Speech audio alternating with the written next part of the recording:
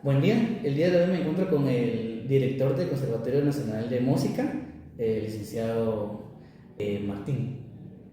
Muy bien, bueno, buenas tardes. Mi nombre es Martín Corleto, soy el director del Conservatorio Nacional de Música del Ministerio de Cultura y Deportes. La primera pregunta es, para usted, ¿qué es la educación artística? Creo que desde tiempos inmemoriales el arte ha estado presente como manifestación básica humana a lo largo de los tiempos para nuestra especie. A lo largo de esta experiencia, de este proceso de conformación social, ha surgido la necesidad del arte como expresión, pero al mismo tiempo entonces surge la necesidad de la transmisión de la misma, ¿verdad? El desarrollo en sí de la educación artística en realidad es algo bastante nuevo, diría yo. Los primeros espacios universitarios, digamos, saliendo de la época medieval, que promueven un proceso educativo, educador, educando, transmisión del conocimiento en un contexto institucional, son bastante actuales, ¿no? Bastante modernos en los últimos 500 años, bastante eurocéntricos también. Pienso yo que surgidos bastante dentro de los modelos europeos. Los primeros conservatorios, ¿no? Leipzig, 1800, y el primer cuarto del siglo XIX, para la formación de los primeros conservatorios musicales, ¿no? Conservatorios de París, las primeras experiencias de Dalcroze, finales del siglo XIX, principios del siglo XX, de Dalcroze en Suiza. La institucionalización de la educación artística es bastante reciente, ¿verdad? Es muy interesante ver cómo la educación durante el tiempo se ha ido formalizando y evolucionando, ¿no?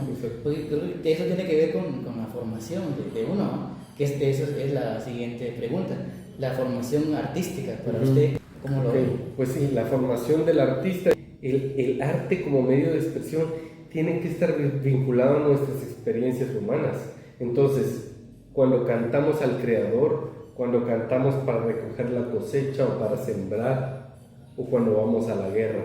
Para mí, y si observamos el tema de la historia, pues es inevitable darnos cuenta que la formación artística se ha ido propiciando en todos estos espacios, ¿verdad? Ya fuera en la iglesia, ya fuera en el hogar, ya fuera en el contexto de la adoración religiosa, las familias, en el seno de una familia, era muy común que se diera el conocimiento de un arte, casi como se daba los maestros artesanos, el de un artesano, como eran los ceramistas, como eran los talabarteros, como eran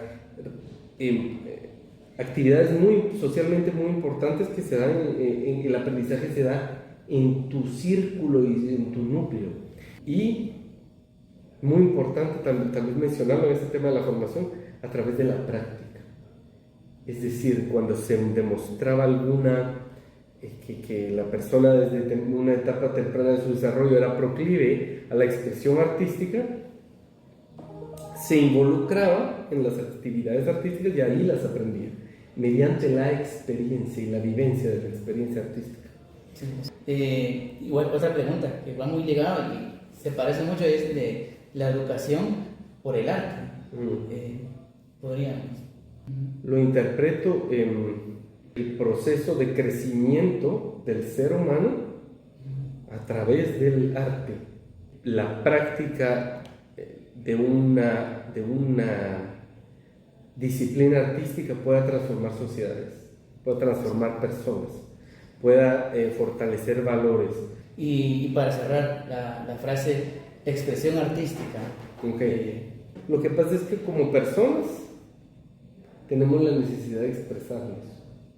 Yo tengo la necesidad de contarte que lo que siento, lo que pienso, lo que considero pertinente o de beneficio o en perjuicio de X o Y actividad humana. Y así como necesitamos expresar lo que pensamos, lo que queremos y lo que sentimos, a través del idioma, del lenguaje, del idioma, también lo hacemos a través de otras manifestaciones que son precisamente el movimiento, la iconografía, las formas escritas del idioma, el canto y la música, la ejecución instrumental o la combinación de varias. Muchas gracias, ¿no? De todo muy, muy interesante, y la manera como usted lo dice, la palabra solo expresión artística o educación por el arte, vemos que es algo que el hombre con una evolución ha logrado y ha llegado a hacer hasta nuestros días tal como lo conocemos, en la música, en la pintura, en la escultura. Entonces, pues primero muchas gracias por aceptar la entrevista, licenciado, y igualmente gracias por todo. Encantado.